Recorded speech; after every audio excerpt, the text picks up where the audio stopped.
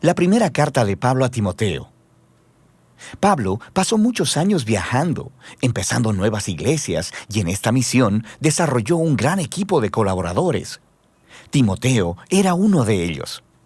Cuando Pablo estaba en la ciudad de Listra, conoció a las fieles abuela y madre de Timoteo, y fue impresionado por la pasión y la devoción de Timoteo por Jesús.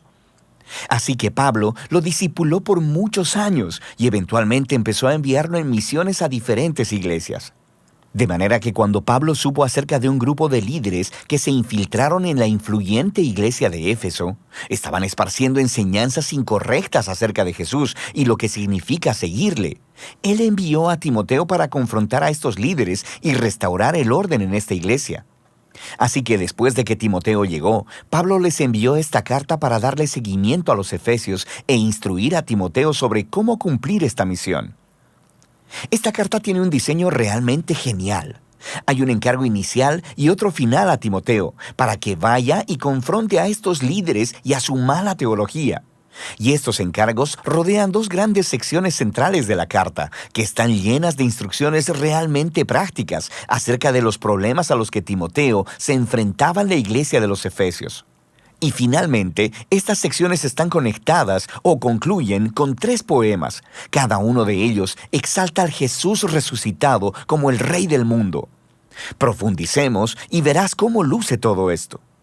Pablo inicia la carta recordándoles cómo envió a Timoteo a Éfeso para confrontar a estos líderes que estaban esparciendo su extraña enseñanza. Les describe cómo estos tipos están obsesionados con especular acerca de la Torá, específicamente acerca de las primeras historias y las genealogías en el libro de Génesis.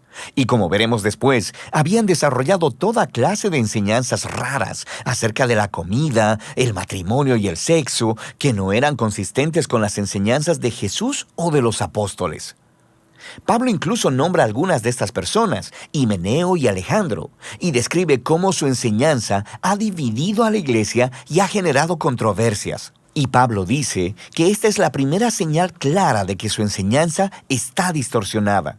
Cuando se imparte enseñanza cristiana genuina, esta es fiel al camino de Jesús y resulta en amor y fe genuina. Y él dice que, de cualquier modo, el propósito de la Torá no es promover la especulación. Más bien, su propósito es exponer la verdad sobre la condición humana, como lo hizo con Pablo. La enseñanza correcta sobre la Torá llevará a las personas a ver la gracia de Dios revelada en el Mesías, quien vino a salvar a la gente pecadora y quebrantada. Así que Pablo concluye aquí con un poema que, por sobre todo, honra al rey y llama a Timoteo a detener a estos hombres y sus enseñanzas.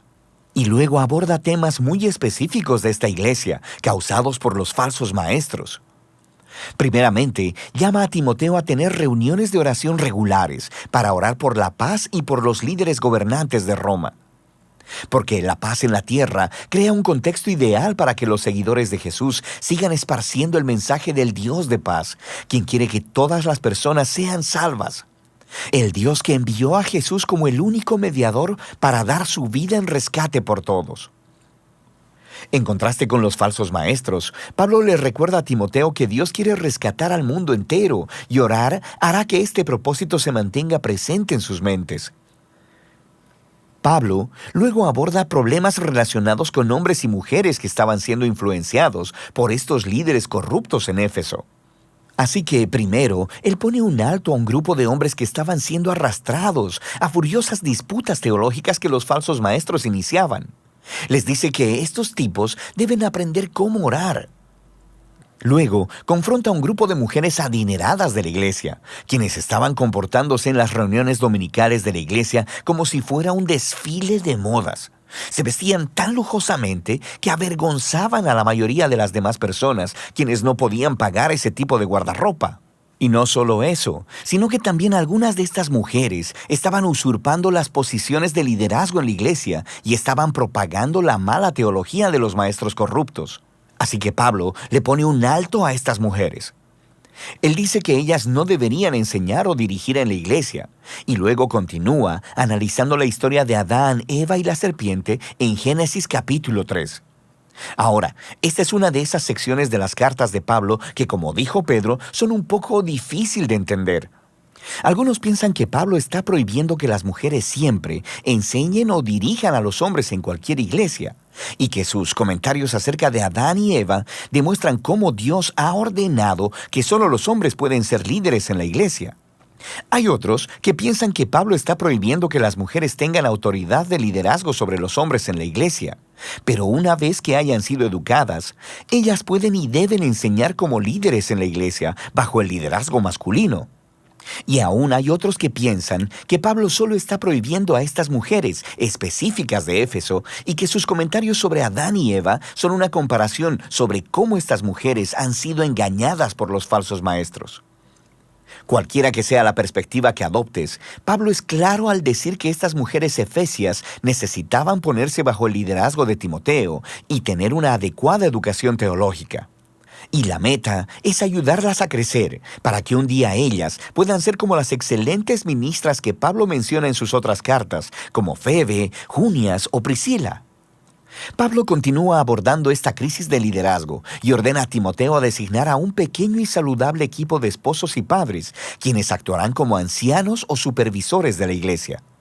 Estos deberían ser hombres de carácter e integridad excepcional, quienes trabajarán al lado de un equipo de diáconos, una palabra griega que significa sirviente, quienes son hombres y mujeres quienes dirigen y hacen el ministerio de la iglesia y quienes deben tener el mismo tipo de carácter que los ancianos. Y todas estas personas deben ser reconocidas por sus relaciones saludables dentro de sus familias, porque ello demostrará su habilidad para dirigir en la iglesia, que es la familia de Dios. Y la manera de vivir que practican todos juntos es consistente con la historia acerca de Jesús, la cual se explora en el poema final sobre su encarnación, muerte, resurrección, exaltación como rey y sobre la extensión de su nueva familia a través de todo el mundo. El segundo cuerpo de instrucciones para Timoteo es, de nuevo, muy específico a los problemas que fueron causados por estos malos líderes. Así que él primero corrige su mala teología. Ellos han estado diciendo a la gente que dejen de comer cierta clase de comidas, probablemente carne, y que dejen de casarse, lo cual Pablo considera ridículo. Entonces, él se dirige a Génesis 1 y le recuerda a Timoteo que toda la creación es muy buena, incluyendo la comida y el matrimonio. Todo debe ser recibido con agradecimiento por aquellos que conocen y dan gracias al Creador. Pablo luego continúa para tratar los problemas del cuidado de las viudas en la iglesia. Este importante ministerio estaba siendo aprovechado por viudas jóvenes y adineradas, muy probablemente las mismas mujeres problemáticas del capítulo 2. Ellas se registraban para recibir el apoyo de la iglesia, pero luego pasaban sus días teniendo sexo casual y esparciendo chismes y haciéndole daño a la reputación de la iglesia en la ciudad. Pablo no iba a dejar pasar eso. Él dice que solo califican las viudas mayores que no tengan otro apoyo familiar, y en ellas la iglesia debe mostrar el amor y la generosidad de Jesús. Pablo luego trata algunos problemas entre los hombres mayores de la iglesia. Y Timoteo debe respetar su edad, pero no su conducta, que parece relacionada con el alcohol. Ellos están dañando la reputación de la iglesia en Éfeso, así que Timoteo debe, en amor, confrontarlos y pedirles que renuncien si están en el liderazgo. Y luego Pablo añade una nota interesante al margen, diciendo que sus instrucciones no significan que Timoteo nunca deba tomar alcohol. Debido a sus problemas estomacales, Timoteo probablemente debería tomar una copa de vino cada noche con su cena. Pablo luego trata un problema entre los esclavos cristianos, porque algunos de ellos estaban faltándole el respeto a sus amos cristianos. Así que sí, el Evangelio trae igualdad entre los seguidores de Jesús. Sin embargo, Pablo cree que esta igualdad necesita ser implementada de manera que no comprometa la misión y el testimonio de la iglesia. Si los cristianos se asocian con rebeliones de esclavos, ponen en juego su testimonio.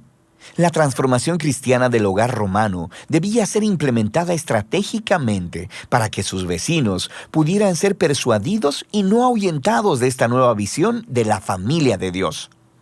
Finalmente, Pablo cierra su carta llamando una vez más a Timoteo a confrontar a los líderes corruptos. Pablo aquí expone sus motivos de hacer mucho dinero al multiplicar seguidores, y entonces cobrarles muy caro por sus enseñanzas. Estos maestros traicionaban a Jesús y a su mensaje de contentamiento y de vivir una vida simple. Así que Pablo instruye a los cristianos adinerados de Éfeso a que se hagan ricos en buenas obras y en generosidad, que sean de las personas que someten todos sus recursos al Rey Jesús. Y es Jesús quien inspira el poema final sobre cómo Él es el verdadero Rey por sobre todos los reyes. Primera de Timoteo es una carta muy importante. Nos ayuda a obtener una visión integral de la naturaleza y la misión de la Iglesia. Así que lo que una comunidad de fe cree moldeará directamente cómo esa comunidad vive y se comporta en su ciudad. De manera que su teología, sus creencias, deben ser constantemente criticadas y conformadas por las Escrituras y por las buenas nuevas acerca de Jesús. Y también es muy importante para Pablo la manera en que la iglesia es percibida por el público. Los cristianos deben ser conocidos como personas íntegras, conocidos por sus buenas obras, conocidos por servir a los pobres y a los más vulnerables. Todo por su devoción al Rey Jesús resucitado. Y de eso se trata Primera de Timoteo.